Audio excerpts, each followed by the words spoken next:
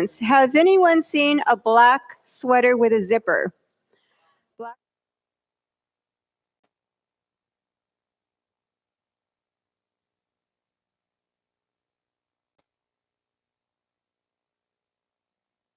And on Friday's schedule, just need to make an announcement here. We have, let's see, the doors open at 3:30 to 4, and the lecture is going to be at 4. So that's going to just the announcements, the same schedule. It was just a misprint. Sorry about that. And I guess we're okay with the Wi-Fi, right, Sebastian? We're good? Okay. So we're good with this Wi-Fi. So as we continue on, we're going to have our next session, and it's going to be on gut health and chronic fatigue, one that so many are interested in. So we're anxious and we're to hear Barbara. And so we'd like to invite Barbara up at this time. Thank you.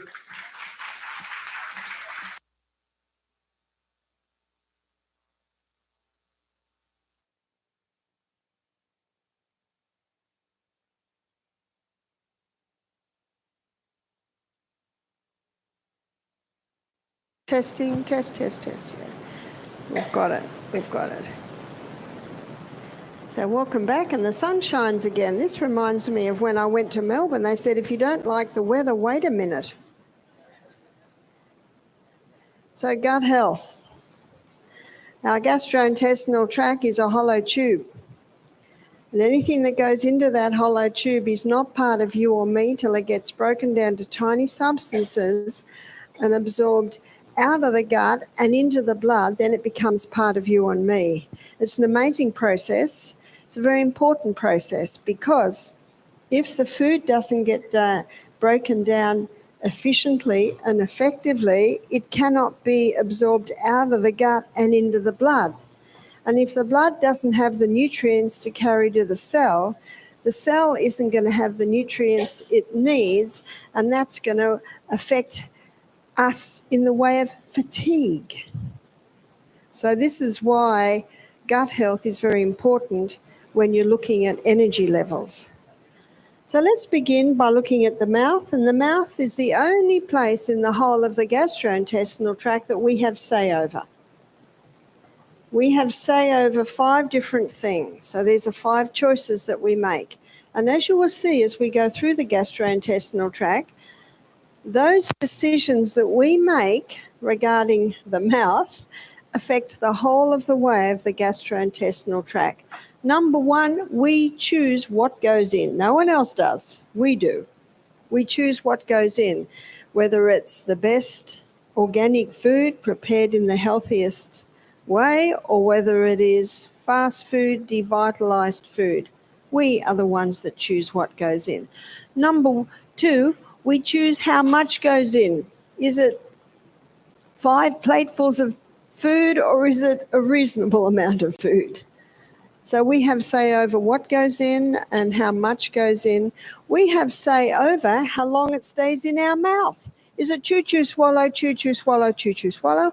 Or is it chew, chew, chew, chew, chew, chew until the food is broken down into tiny substances? You may have heard the saying, we should chew our drinks and drink our food. Have you heard that saying? And when our guests are doing the juicing program at Misty Mountain, we encourage them to chew their juices. In other words, swish it in their mouth a little bit, each mouthful before they swallow. And drinking our food means we have chewed it up till it's almost like a cream, and then swallow it down. The finer we chew our food, the larger the surface area for our enzymes to work on.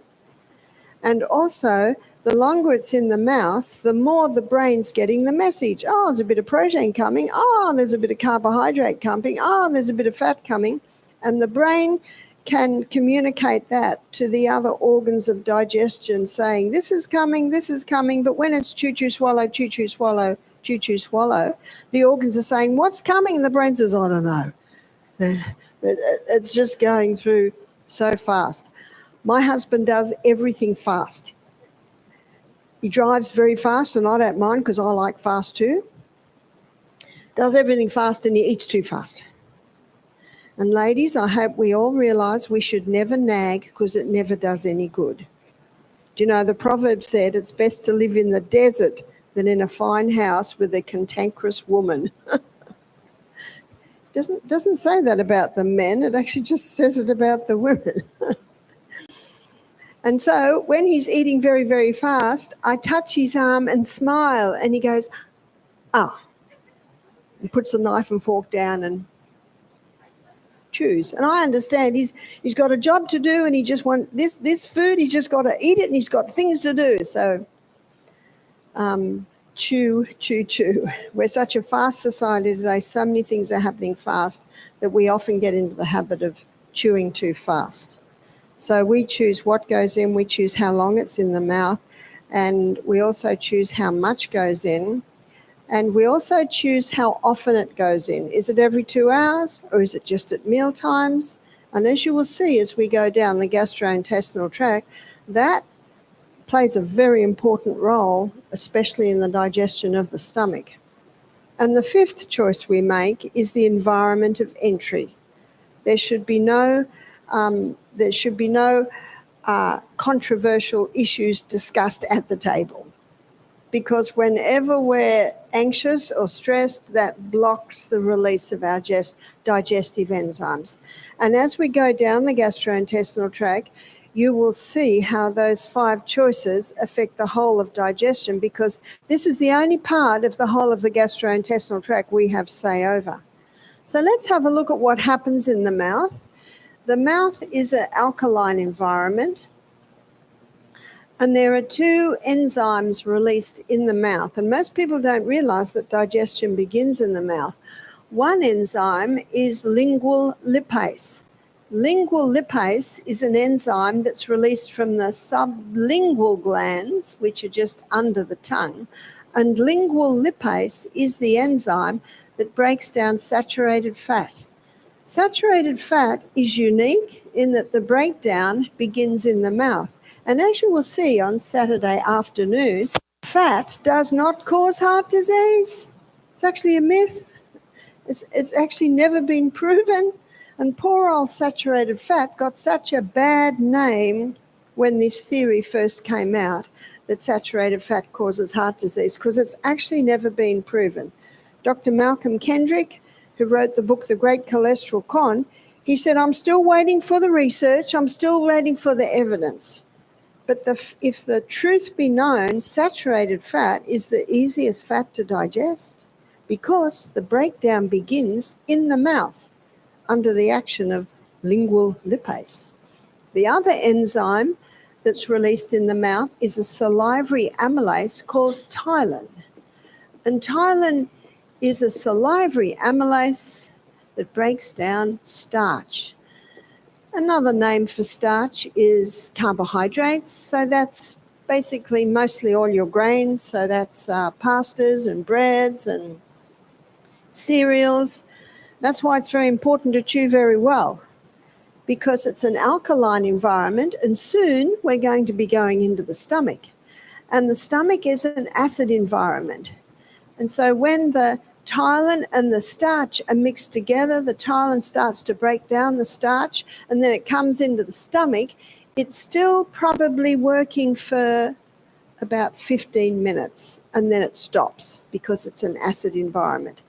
And that's why it's very important, again, to chew, especially your carbohydrates. Ptyalin is in very minute amounts in the mouth in a baby.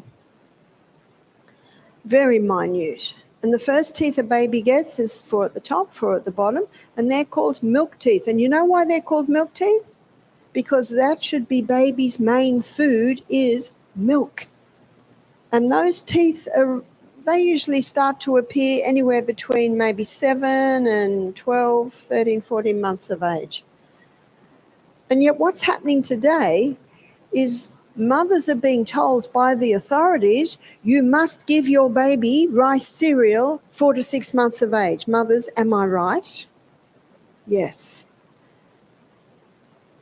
Why are they told that? because they're told that breast milk in the second 6 months of life doesn't have as much iron in it as the first 6 months of life. Well, how much does a baby grow in the first 6 months compared to the second 6 months? They explode in the first 6 months. Yes, they're still growing in the second 6 months, but not as exponentially as they grow in that first 6 months. And God does not make mistakes. If God caused the iron to be less in the second 6 months compared to the first, there is a reason. But the princes, remember Psalm 146 verse 3, put not your trust in princes, neither in the Son of Man, in whom there is no help. Who are the princes? They're the authorities in the field, because sometimes they get it wrong. Am I right? Oh, yes. So the princes are telling mothers, you must give your baby this cereal in the first 6 months. And what's happening is babies often start to develop constipation. They often start to get gut problems because there's no ptyalin in the mouth to break down the starch. So when does the ptyalin appear? The ptyalin it appears when the molars are through. What do molars do? They grind. What do we grind? Grain. So the molars, when they're fully through, then the ptyalin comes through, then the baby can be given starch. Now, I was told this when I was only 23 with my first little baby. I had a friend who was in charge of the malabsorption syndrome ward in the biggest children's hospital in Australia, and he said, this ward is full of babies who've been given starch too early. Because as most things, some babies react more than others. And it defies common sense to give a baby food when the baby can't sit, when the baby can't feed themselves, and when the baby has no food. Teeth. Doesn't that defy reason? Totally defies reason. So I did not give my babies any solid food till they could sit, till they could feed themselves. And guess what the first food was? A piece of celery. Another day, a piece of cucumber. And often they've got a couple of little teeth there. You see that? Those first 8 teeth, that's milk teeth, but it's also taste time.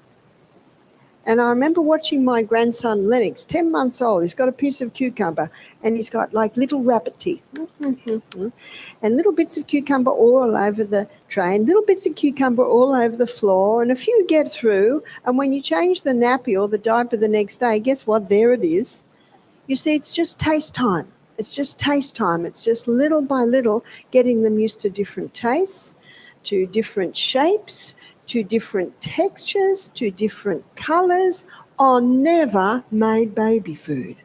It did not make any sense to me to cook a whole lot of vegetables, mash them all up together, and then feed them into the baby. I never did that, because it just defied reason to me.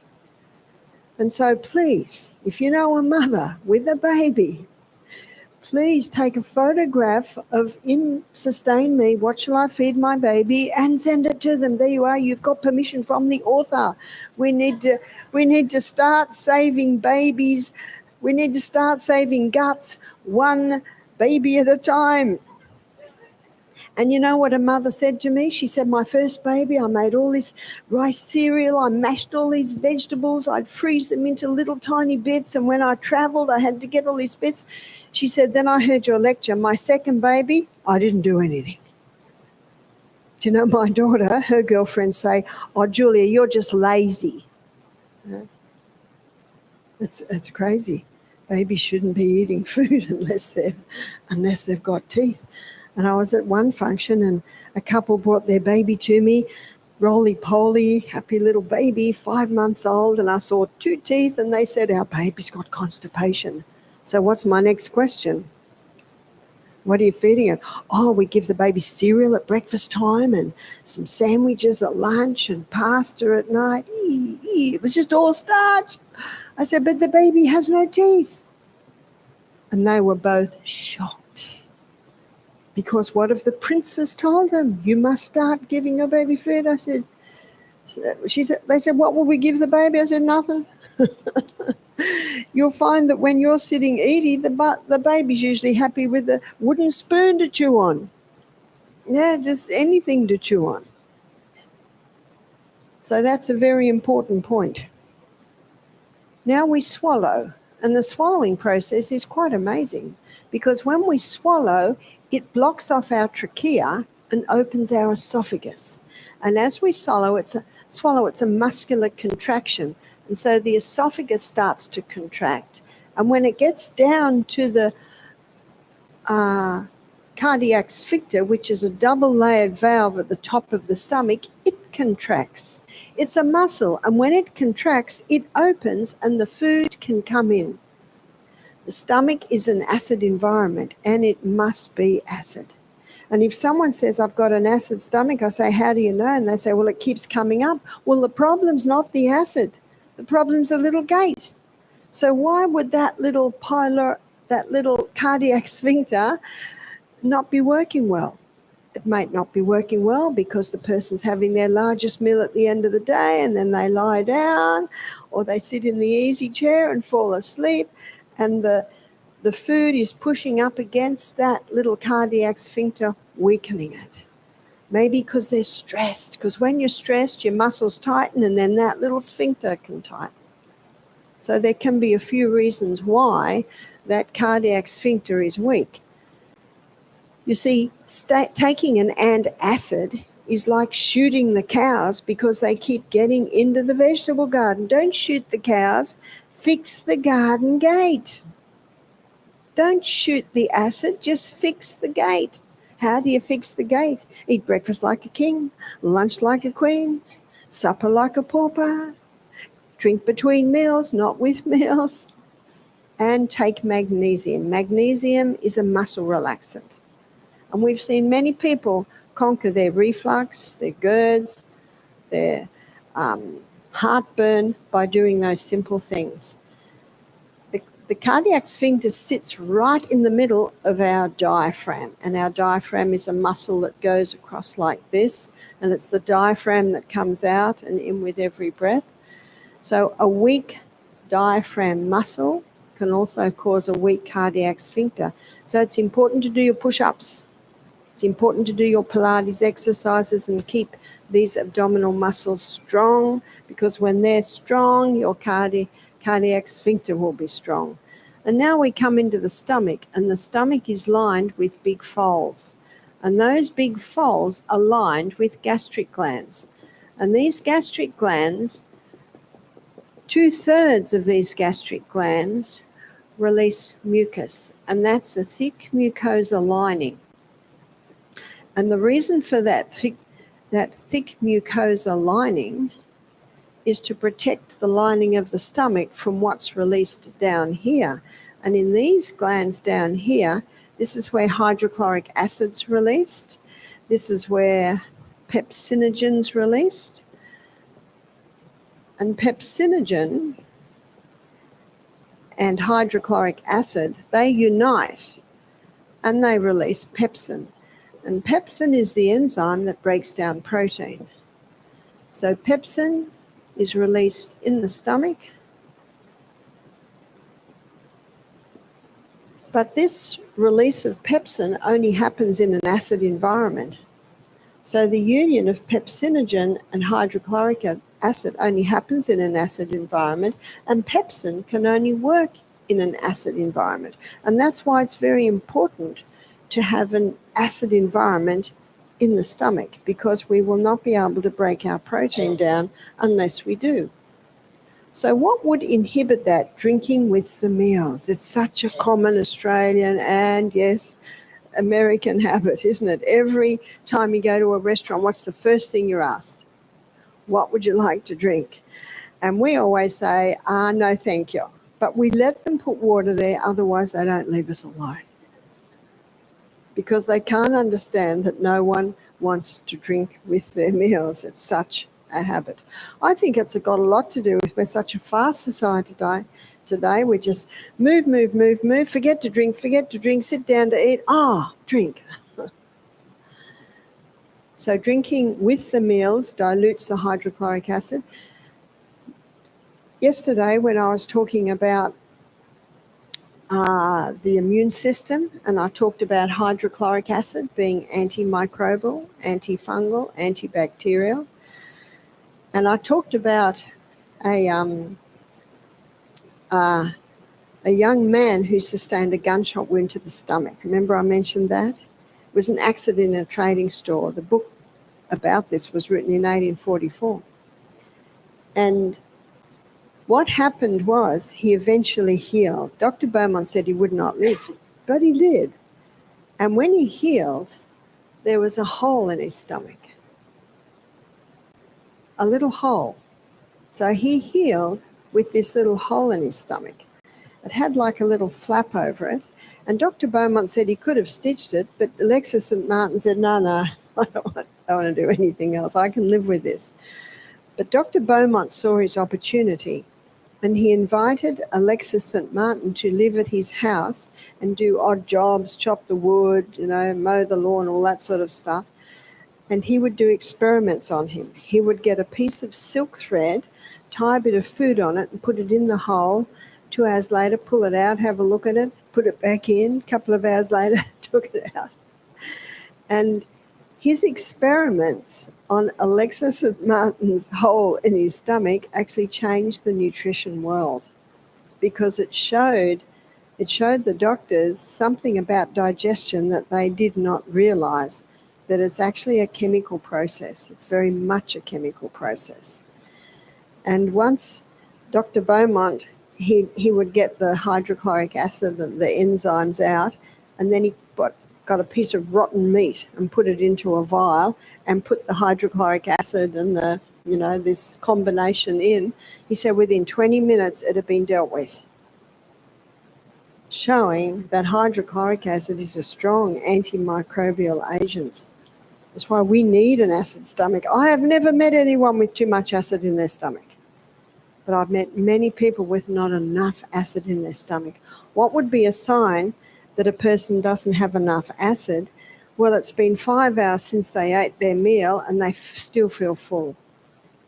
If someone's got really good hydrochloric acid, then they're digesting very, very fast.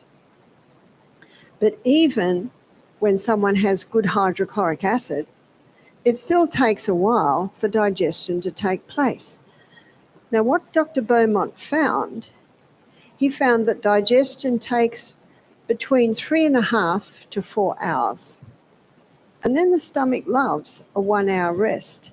Now, this very much supports what they're suggesting in nutrition today. It's called time-restricted eating, and it came out of the 5-2 diet or the intermittent fasting, which is eating twice in a 24-hour period, 6 hours apart.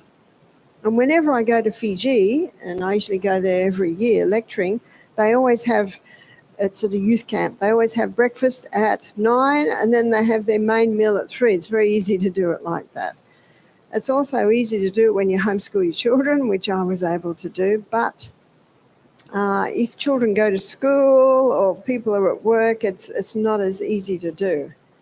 But they are finding great results with weight loss, great results with conquering diabetes, even helping people with mental problems are improving with time-restricted eating, because the stomach is getting a break.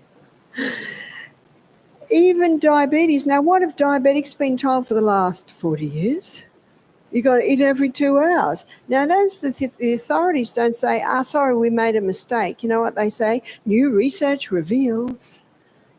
New research reveals. How long's breakfast like a king, lunch like a queen, and supper like a pauper? How long's that been around? Hundreds of years. What Dr. Beaumont discovered, that there were 5 things that caused the food to be still in the stomach 8 hours later. So let's have a look at what they are. If Alexis St. Martin overate, Dr. Beaumont came to the conclusion that there was only so much digestive enzymes released. And if too much food goes into the stomach finds it very difficult to break it down effectively and efficiently. How many people are looking for supper on the 25th of December? Not many, because Christmas Day lunch was usually bigger and richer than usual, and no one's really interested in anything at night. Also, if he often ate, if he ate every couple of hours, it seemed to very much interfere with digestion. It's like this. My husband said to me one day, I had a job to do today, and this job would have taken 5 hours. He said, it's the end of the day, 8 hours later, and I'm not even halfway through it. Because what happened? He kept getting interrupted. The phone kept ringing, someone kept coming into his office, and that's exactly what happens with digestion. How do we interrupt or interfere with digestion? Put something else in. Put something else in. And what Dr. Beaumont discovered, that at the end of the stomach, there's the pyloric sphincter. It's a little gate. It's open when we wake up in the morning. That's why it's the best time to drink water, go straight through. But as soon as we smell, think, see, taste food, that little sphincter shuts. And it's got little sensors. And it can sense when the food is broken down to the right state, and then it will open. Well, let's say breakfast is in there, and it's starting to go through. And then at maybe 10 o'clock in the morning, a biscuit comes in, or a muffin, or a sandwich, or maybe they're really healthy and it's a handful of nuts and an apple. No matter what it is, pyloric sphincter gets the message, something's just come in, it's not broken down quick, shut the gate, shut the gate. So it gets broken down with the enzymes, and then it joins the breakfast, and then the pyloric sphincter opens. And yes, a little bit more goes through, but only a couple of hours later, lunch comes in. Quick, shut the gate, something's just come in, it's not broken down. Can you see what's happening? And this explains why 8 hours later, there can still be remnants of breakfast in the stomach.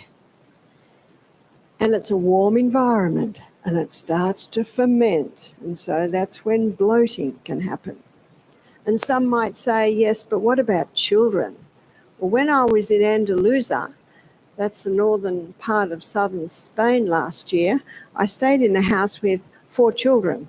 Youngest was 2, the next one was 4, the next one was 6, and the next one was 9. And those children ate 2 meals a day. They had breakfast about usually 8:30 or 9, and then they had their next meal about 2 in the afternoon. And they were happy children. I saw no fuss from them. Now, the little one that you might think the 2-year-old might have trouble, because little 2-year-olds can't eat quite as much, but he was asleep. He was asleep from about 11 to 1. So he would wake up and have some water, and then the meal was at 2. And that's how I raised my children. That's how I raised my 6 children. Because even though I didn't know about time-restricted eating, I had read in the little book, The Ministry of Healing, that our 2 main meals should be breakfast and lunch, and if a third meal is taken, it should be the lightest meal of the day. And I thought that makes a lot of sense. It's such freedom for a woman not to have to cook this big meal at the end of the day and then turn around and do all the dishes. So I found it just the greatest way to do the meal times in the home. And I also found, and I'm sure all the mothers can testify this, that when children are bored, they say they're hungry. Is that right? And you distract them and watch, they forget about it quite quickly. And sometimes it's thirst. Sometimes they just need a drink. What also caused the food to be still in the stomach 8 hours later is if he was stressed with the meal. If he was stressed, then digestion just didn't happen. And I think we can all identify with that. Get some bad news in the middle of breakfast, you don't feel like finishing breakfast, do you? Also, if he had large fluid with the meal.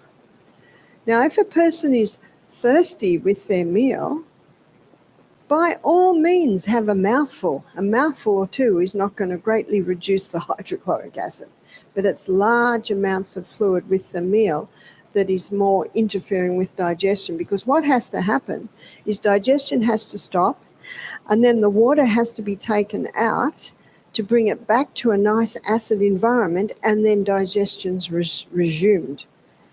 But if we drink an hour and a half to 2 hours after the meal, then most of digestion process has been implemented, even though the food's still in the stomach, so it's not going to make a big difference. Also, alcohol. If he had alcohol with the meal, it always slowed down digestion.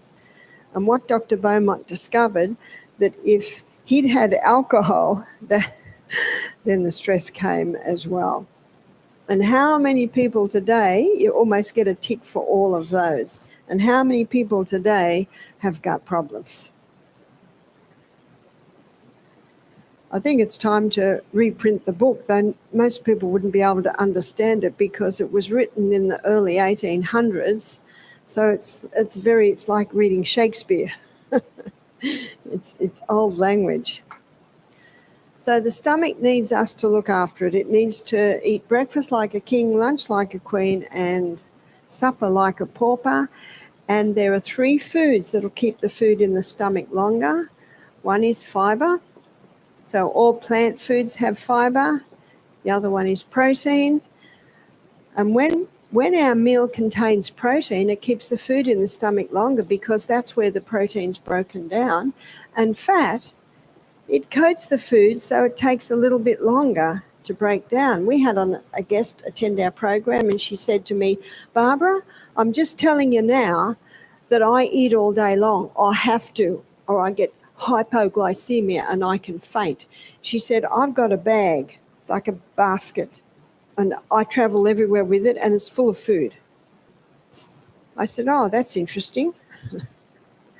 So she did the 2 days on juices, and she did very well because she's getting so much nourishment. And then broke the fast with this beautiful platter, big table of vegetables, as I mentioned the other day. And she ate so well that she didn't want to eat again till lunch. And she ate so well at lunch that she was happy to have broth at night. And so at the end of the week, I said, "How did you go?" She said, "I would never have believed it if you hadn't told me." See, what she was doing, she'd nibble a bit on this, and she'd nibble a little bit on that, and she'd nibble a little bit on that. And the brain is saying, I need food. And even though there's food in the stomach, there's no nutrients in there. And so the stomach is saying food. And often the body doesn't know the difference between hunger and thirst. So mid-morning, if you're feeling hunger, it's often thirst. And I remember my son Peter, when he was 15, he came to me one day and he said, "Mum, the water's not doing it anymore." And I looked at my clock and I said, "Great, it's lunchtime." And that's when you find when the water's not doing it anymore, it actually usually is time to eat. And if I'm traveling and there's nothing much to eat and I can't even get a banana or nuts or anything, I just keep drinking.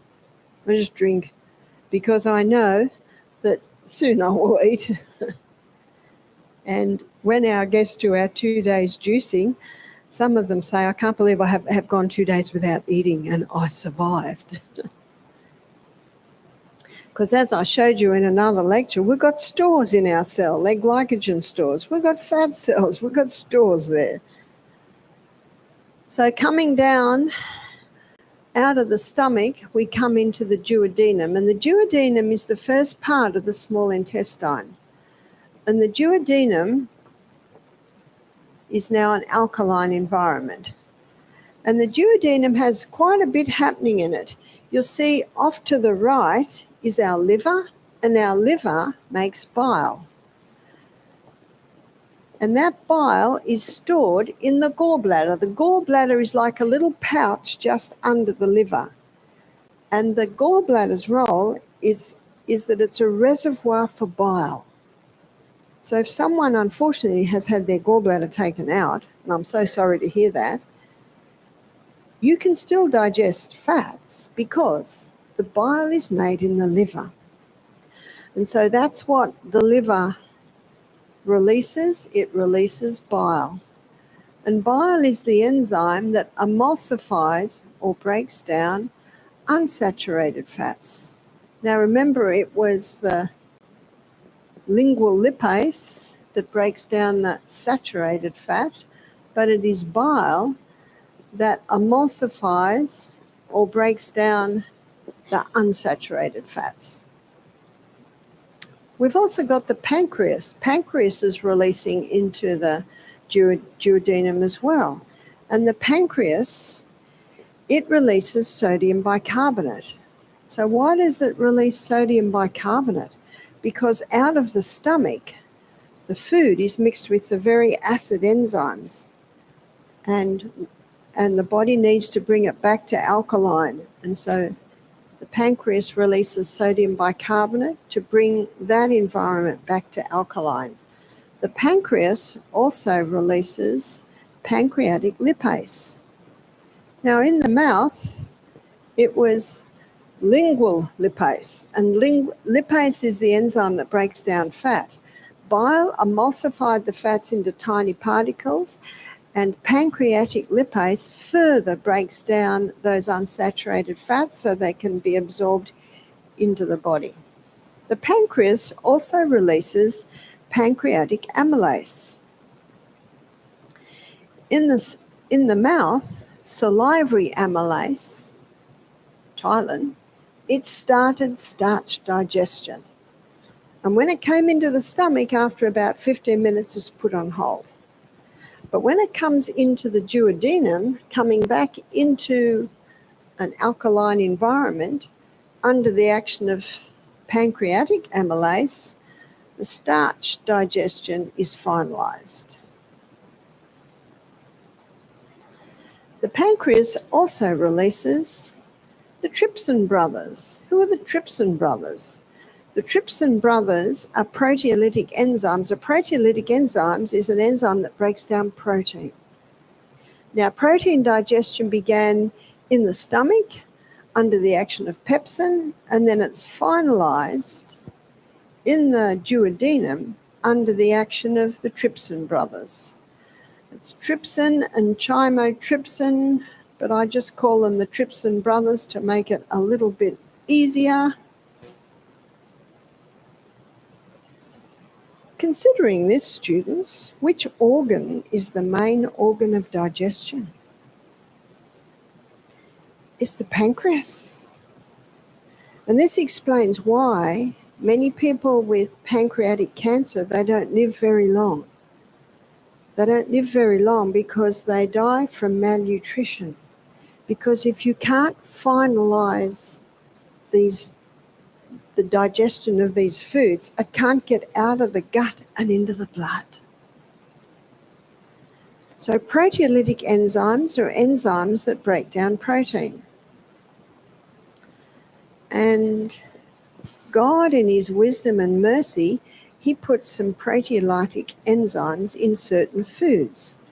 Pepsin is a proteolytic enzyme. The trypsin brothers are also proteolytic enzymes.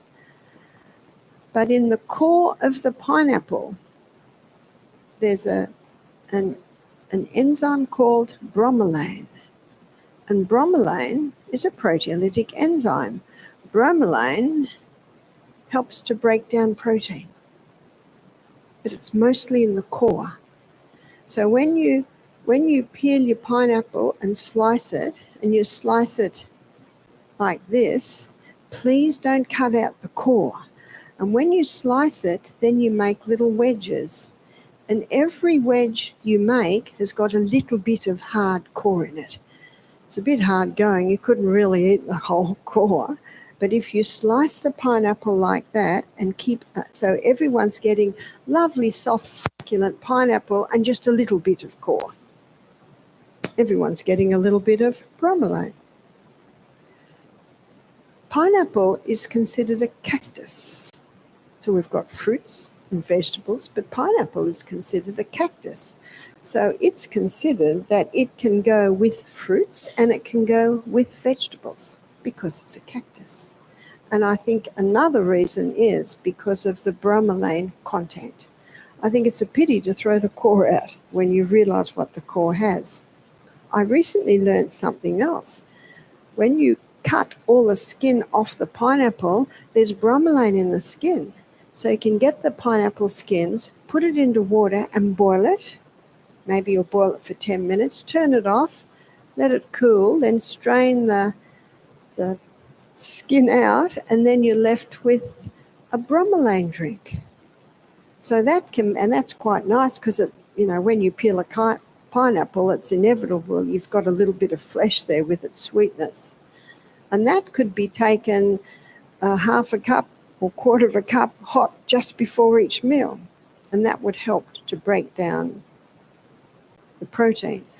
Also, in papaya, we call it pawpaw. We call it pawpaw in Australia. I think you call it papaya. In the papaya, you've got those little hard seeds, and they're high in an enzyme called papain.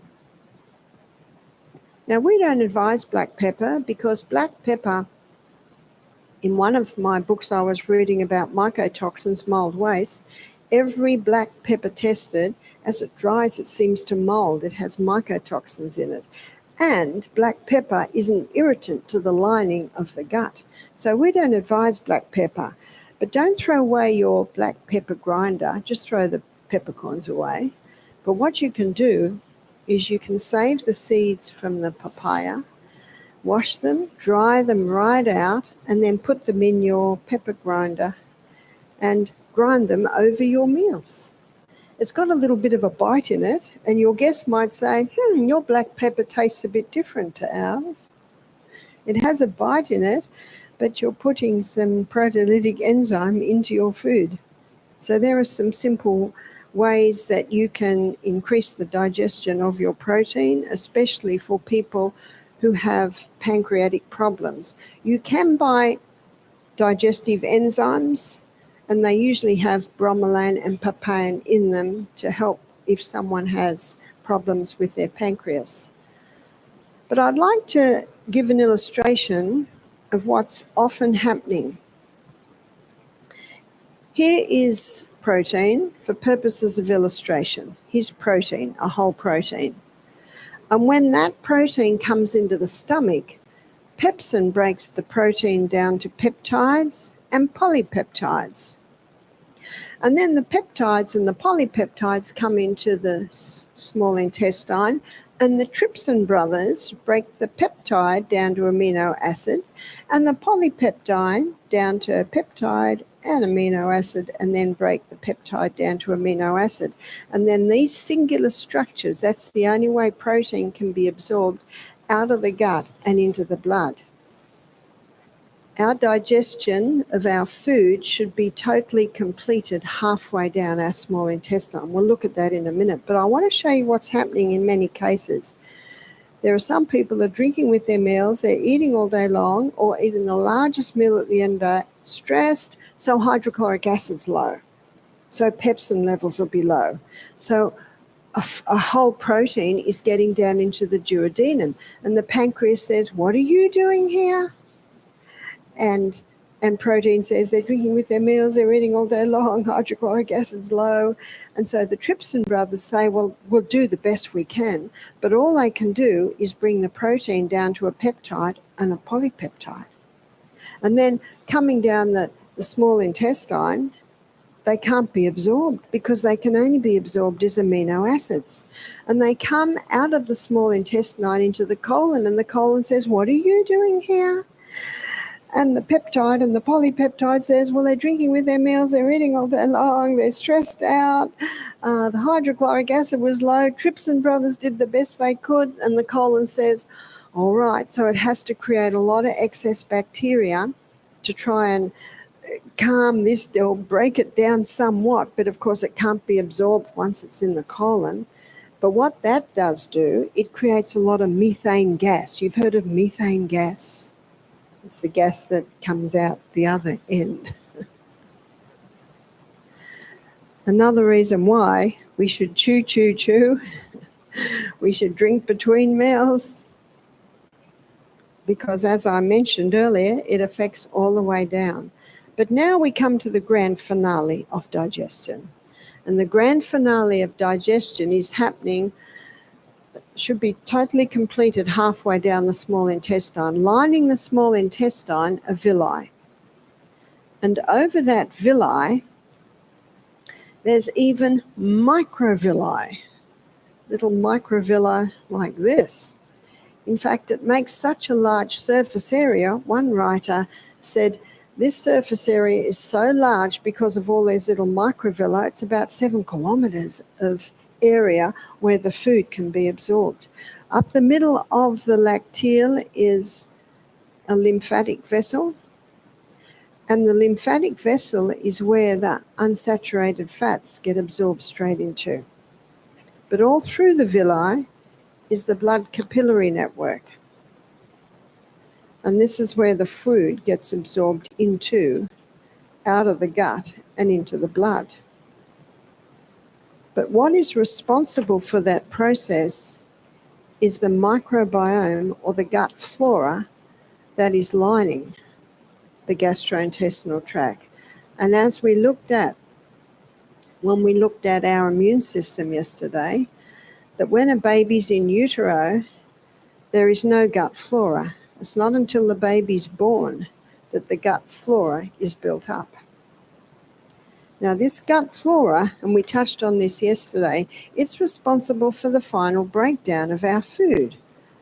But we just looked at all the enzymes that break our food down. Enzymes in our mouth, enzymes in the stomach, enzymes from the duodenum and the liver.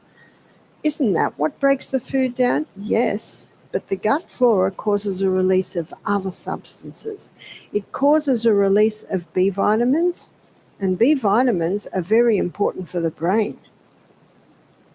There's been a lot of literature coming out today about the connection between the gut and the brain. So we need good gut flora to get our B vitamins, and B vitamins are essential for proper brain function. Those microbiome also cause a release of glutathione. And glutathione is considered to be the most potent antioxidant. But you actually can't get it in food. It is released by the gut flora. And the last one is methionine. And methionine is a very important hormone that's utilized in the night. Methionine is released from the pineal gland between the hours of summertime, between 10 and 3 a.m., and in the wintertime between 9 and 2 a.m. That's when methionine is released. And the reason why it's so important is methionine is called the fix and rejuvenate nighttime hormone. And methionine is responsible for the increase in healing in those hours. And yet, it's created by our gut flora in our gut. These microbiome are also responsible for the absorption of our nutrients out of the gut and into the blood.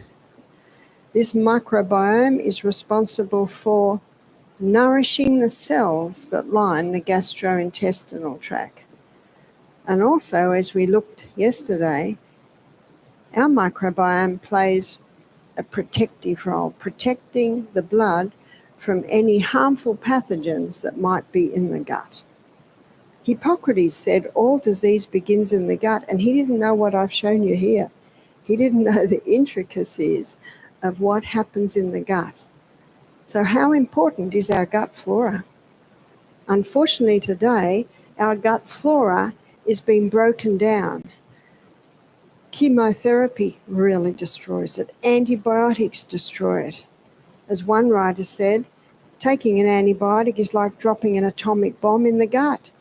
What did the atomic bomb kill? The good and the bad alike. And so the good gut flora is being killed off. All your statin drugs, your cholesterol-lowering medication, I trust I've already convinced you that it's not a good medication. On Saturday afternoon, when we look at heart health, I'll go into a bit more detail on that. Painkillers, long-term painkiller use kills off the gut flora. So what we've now got, we've got compromised breakdown in these important nutrients. We've got compromise in the absorption of our food out of our gut and into our blood. Our cells, especially the ones that line the areas where the gut flora is absent, they're not getting nourished. You've probably heard of leaky gut, yeah? It's a term that's often used. Well, this is where the leaky gut happens. These cells aren't getting nourishment, and so things can get absorbed through there that shouldn't be gone through because we've also lost our protection. So how can we build up gut flora? We can build up gut flora by taking a probiotic. If someone's come off any of those medications I mentioned, it's important to get a probiotic powder and have that 3/4 of an hour before breakfast so that it goes down, down, down, down to where you want it. Also including cultured foods in the diet, which are foods like sauerkraut, kimchi, miso, yogurts, kefirs, and you can get some nice plant-based yogurts now. So that's how you can build up your gut flora. To build up your hydrochloric acid, you can take the juice of a lemon just before the meal. You could take 1/4 or 1/3 of a teaspoon of cayenne pepper in a little bit of water just before the meal. Or you could drink 1/4 of a cup of hot ginger tea just before the meal. All of those will help to boost the production of your hydrochloric acid. And to build up gut flora, not only the probiotic foods, but the prebiotics. And the prebiotics, as we looked at yesterday, is your fiber. Have you been counting your fiber with your meals? We should be having at least 7 different types of fiber per meal. And every different fruit, every different type of fruit, every different vegetable, all feeds different microorganisms in the gut. So the more fiber you have, the more variety of fiber you have, the more microorganisms you are establishing in your gut. My husband, when we married, he could handle red lentils, kidney beans, and lima beans, but he could not handle brown lentils, often called green lentils. He could not handle chickpeas. So what I did, I got him used to it by just giving him a teaspoon. Just a teaspoon, then he wouldn't get bloating. Next week, 2 teaspoons. The next week, 3 teaspoons. Now he can eat them. What did I do when I did that? I actually revived and fed the microorganisms in his gut responsible for the processing of those legumes. Isn't that interesting? So you can get the body used to things that it seems like it can't handle by starting very small, incredibly small. How small? Your body will tell you. If you do a teaspoon, you still get bloated. What are you going to do now? Half a teaspoon. Go to half a teaspoon. But you bring it right back. That's why it's so important to listen. Your body can tell you what no man can tell you, what no test can tell you. But it's important to listen. So all we have left after our nutrients have been absorbed out of the gut and into the blood is insoluble fiber. And insoluble fiber is very important, not only to feed our microorganisms, but insoluble fiber is very important to sweep all these little corners in the colon. Insoluble fiber also stimulates peristalsis through the colon. Dr. Kellogg said 3 intakes of food a day should equal 3 evacuations a day. It's important to keep the waste moving because it's 10 meters long and the food should be out of the body, ideally within 16 hours, no longer than 24 hours. And you can do a little test to see by having a feed of corn and seeing when it comes out. But down here there's a little organ called the appendix. And God does not make mistakes. And that appendix was not a mistake. One lady told me that she had her right ovary taken out because it had a cyst on it. And when she woke up from the operation, the doctor said, "Oh, while I was there, I took your appendix." No, they have no right to do that. The appendix is important because the appendix has two main roles in the colon. One is it's called the colon's oil can because it lubricates the contents of the colon to help move it through. And the second role it plays is it releases antibacterial fluid. Because if what's coming out of the small intestine is toxic, it releases antibacterial fluid to calm it down. There's a little valve here called the ileocecal valve, and it's a one-way valve only going that way. And the ileocecal valve only lets from the small intestine into the large. And if what's coming out of here is toxic, that stimulates the appendix to release the antibacterial fluid. Why would coming out of there be toxic? When vegetables break down, when all plants break down, they ferment. But when meat breaks down, it putrefies. And the putrefaction process gives off toxic fumes. We all know it. If the dog drags something from across the road, maybe the cow's leg or something, it stinks. That is true. And the reason dogs get away with it because their gastrointestinal tract is 1 yard long and their hydrochloric acid is 10 times ours. The only way someone can really get away with eating meat is to eat a lot of vegetables so that it's moving through quite quickly. But if the person has a large steak and no vegetables, and then they have alcohol with the meal, the sugars feed the putrefaction process, and what's coming out of here can be quite toxic. And so that causes the appendix to certainly release the antibacterial fluid. And then it moves through. It moves through very nicely if it's got a lot of fiber. One of the main functions of the colon is to take water out so stools are formed. So it's important to keep well hydrated.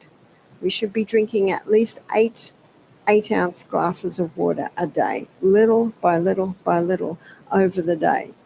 I drink most of my water in the earlier part of the day and drink lightly after the end of the day so that I don't have to get up and go to the bathroom several times in the night.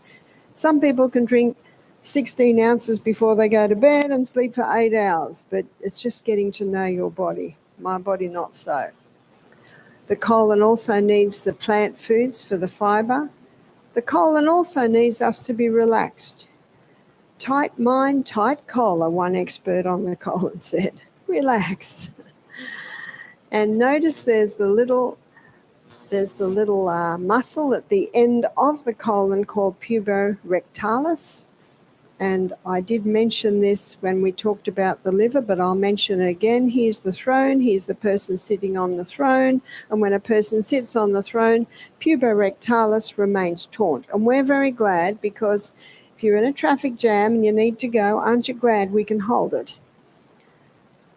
But unfortunately, that little process is being used when it is not necessary. Got a job to do, want to finish it, but I feel to go. No, you must go. Because if you don't go when the body says to go, then that reflux gets less and less, and the contents are staying in here longer and longer, and more water gets taken out than should be taken out. But if a little stool is put before the throne and the person is in the squatting position, that causes puborectalis to relax, and when puborectalis relaxes, then the colon opens wide. And this is why in many cultures still today, people squat to do their daily evacuation. I've been in Africa, I've been in Singapore, India, in all of these countries. I've been in houses and the bathroom, it's just a hole in the ground. Now, it's all tile and it's all flush, but it's squatting. Research now shows why. why this is an important way to do the daily evacuation. And you can buy squatty potties, which are like stools that wrap around the toilet. I think Bed Bath & Beyond sell them. But it can make a big difference to people who have problems in the colon and also hemorrhoids. It prevents hemorrhoids because it takes all pressure off the anus, and it can also help to heal the hemorrhoids. So what if someone is only going every second day? What can they do to turn this around? Well, we have a tea, and it's called colon tea. And if you go to barbarao'neill.com, it'll take you to Jack's shop at OK Be Healthy, and they put the colon tea together and can send it to you. And it has 3 herbs. One is cascara, sagrada. Another one is licorice, and the other one is buckthorn. Cascara and buckthorn are barks, and licorice is a root, so these need to be simmered, gently simmered. And this is the tea that we give our guests when they do the juicing days to help their colon move. Some people need half a cup a day, some people need 1 cup a day. Very occasionally we find someone may need 3 cups a day. But little by little, that can teach the colon to start moving. Castor oil compresses on the abdomen certainly help as well. But what if the person has irritable bowel, Crohn's disease, colitis, gastritis? They can take slippery elm. And slippery elm is the powdered bark of the slippery elm tree. And slippery elm, when you put it with hot water, it goes like a soft jelly, and it coats and soothes the whole lining of the gastrointestinal tract. If someone has Crohn's disease, colitis, ulcerative colitis, irritable bowel syndrome, their colon wall is irritated. And there are some foods that are particularly irritating to the colon if there is irritation there. One is the hybridized wheat of today. Another is dairy. Another is oats, because oats are high in lectins, and lectins can increase inflammation. Peanuts are commonly contaminated with mycotoxins or molds, and refined sugar is like adding kerosene to a fire. So we have seen many people heal from Crohn's disease, and yet Crohn's disease is considered an autoimmune disease. I don't believe it, because we've seen people totally heal. In fact, we had a man, we don't serve any of those foods at our retreat, and we had a man who was 38, and he was going 10 times a day. So we gave him slippery elm every 2 hours. And after, I think it was about 12 hours, everything started to slow down. And within 24 hours, he said to me, I'm not bleeding from the colon anymore. He said, the cramping has stopped. That's quite incredible, isn't it? He was on cortisone. He was on 20 milligrams a day. He was on anti-inflammatories. I said within 2 days, because everything's starting to perform properly, he started to go 4 times a day, started to have some stools, started to have some form. I said, that tells me the inflammation has calmed right down. I said, I have no authority over your medication, but if I was you, I'd stop the anti-inflammatories, because the signs say there's no more inflammation. So he did. I said, you can't stop the cortisone. That has to be eased off very, very slowly. He stopped the anti-inflammatories and nothing changed. So he was very happy. By the end of the week, he said, I can't believe it. He said, I never believed I would have such results. He said, I've been suffering from this for 10 years. And on the medication, he's still going 10 times a day. He said, what should I do regarding the cortisone? I said, this is what I would do. You're on 20 milligrams. If everything's calm and settled, after a month, go to 15 milligrams of cortisone a day. And then after another month, go to 10. See how slowly you have to come off it. Very, very slowly. The good news is within 6 months, he was off all his cortisone. He was so excited. He said, this slippery elm is my best friend. Now, we gave it to him every 2 hours when he was going 10 times a day. And when that settled right down to 4 times a day, the bleeding stopped, the cramping stopped. Then he took it 4 times a day. So can you see how you're listening? But this food had to stop. Can he ever eat that again? Quite possibly, once he's healed. And how will he know if he can eat that again? Who'll tell him? His body. His body will tell him. I said, this is what I do. If you want to try the oats, just have a spoonful. See what the body says. And it might say, yeah, I'm okay with that now. That's why you're the doctor. Because no one can tell you what your body can tell you. And you listen and you adapt and adjust. And we've seen many people heal from conditions they were told they would never heal from. What one lady had colitis for 30 years. Yeah. Within 48 hours, the bleeding had stopped, the cramping had stopped. We've seen that happen so many times. She said, no one told me about this food. And that basically was her main diet, was that. So what she started to eat, here you can have the simple needs bread. She started to just have, I think, almond milk. She started to have millet for breakfast instead of oats. She did, I think, almond butter instead of peanut butter. She just went over to a little bit of honey rather than the refined sugar. There's so many alternatives today. And you've got foods like Sprouts, Whole Foods, Trader Joe's. We haven't got shops like that in Australia, where you can get these alternatives. And as I showed you the other day, when we looked at the acid-alkaline balance, they've changed the wheat. And when the wheat was hybridized, it created an incredibly complex protein structure. And for a compromised gut, that is very difficult to break down. And so ends our journey through the gastrointestinal tract. I trust you've enjoyed the journey.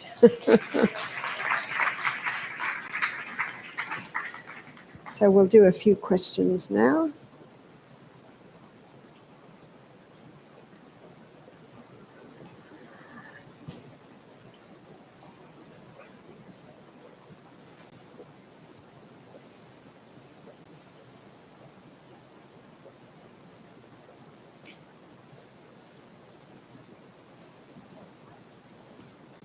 Tess, thank you. Thank you, Barbara. It was very informative.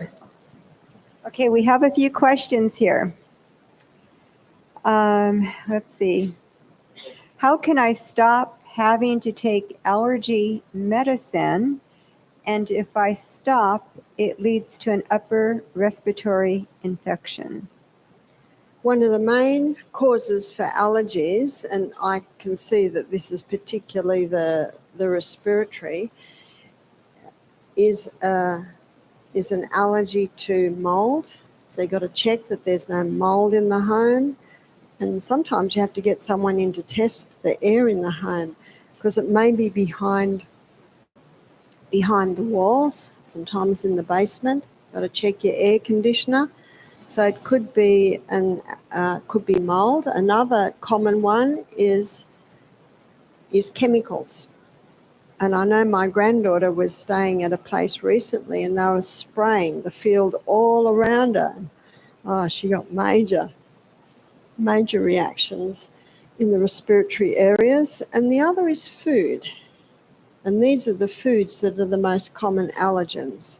So I would check what the air that you're breathing, check whether there's chemicals or molds, and stop these foods. Not necessarily forever, just until you conquer the problem. Thank you. Okay, next question. What can I use for a wart on my feet? You can put apple cider vinegar on a couple of layers of cloth, lay it over, then put a Band-Aid there overnight. And that will take away the wart. Very good. Next question. Should I not take hormone blockers after breast cancer? No, I would not. And the hormone blocker is tamoxifen, and that is a drug that has its own side effects. But what is necessary is balancing the hormones. And next lecture. It's not tomorrow at all. It's the next lecture. We're going to be looking at hormones, and I will show you how you can bring balance to the hormones. Very good. Are castor oil compresses a good option for very swollen lymph nodes, especially in the armpit? If the lymph nodes are swollen, they're swollen for a reason. So I'm very sorry that I haven't got one of my favourite words up on the board. Why? You have to look at why, because if you don't find the cause, you will never have a cure. So why would the lymph nodes be swollen? It could be exposure to mold. It could be exposure to chemicals, because the lymphatic system sweeps away waste from the tissues. So you'd have to have a look at when the nodes started to swell, have a look at something might have happened in your life at that time. The castor oil may help, but you've got to first of all find out why they're there and stop what may be causing it. Very important, yes. Skin tags on the armpit developing. Is this due to aging or baking soda deodorant they use? And how can I safely remove them? So skin tags. Well, there can be a few theories as to why there are skin tags. I don't know if anyone really knows why the skin tags are there. If this person thinks it's the sodium bicarbonate deodorant, try stopping it and see if they'll stop, because that'll be a sign. But the castor oil can possibly break down the skin tags. And last question here, natural remedies for mumps? For mumps, do you know mumps is just a childhood illness that everyone used to get, as is the measles. It's only when they started vaccinating against the measles that instead of measles affecting someone between 6 and 10 years of age, babies are getting it and older people are getting it more seriously, because the vaccine brought in other strains. So with the mumps, it's a childhood illness, then that it'll pass. It'll pass. And it'll pass quickly as long as you drink lots of water, go to bed early, eat good food. It's a childhood illness that will pass. It is nothing to fear. That concludes our question and answer period. And we want to thank you again. Thank you. Thank you.